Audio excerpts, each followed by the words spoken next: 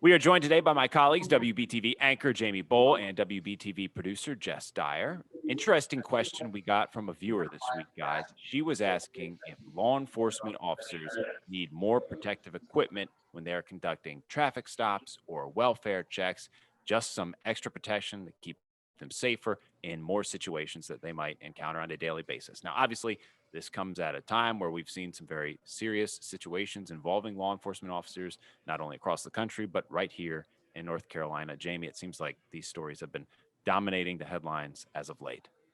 Yeah, no question about it. And from all angles, right? From what we saw in Minneapolis with the Chauvin trial to what happened in Elizabeth City here in North Carolina recently to the awful story in Watauga County. They're all different stories, different dynamics at play, all revolving around law enforcement, and questions being raised like you bringing up, and obviously no one wants anybody to be hurt in the line of duty, killed in the line of duty, like we saw here recently. We want them to be protected in every way possible. But then you get into other questions about de-escalation and sort of how officers look and the militarization of police. And boy, it's really complicated. I don't know if there's any really easy answers to any of this. Yeah, you're absolutely right. And we have a great interview this week with somebody who's former military, a former law enforcement, who is now an attorney. And he kind of mentioned that some of these situations, you do want officers to be protected because Hmm. it can be dangerous. But Sure. at other times, as you mentioned, Jamie, we get into that militarization of police and you worry about what the public might be thinking as they see officers just in and around their community. Jess, I know you've been with WBTV for a while, and you've been a part of the coverage for a lot of the serious things that have happened right here in our city.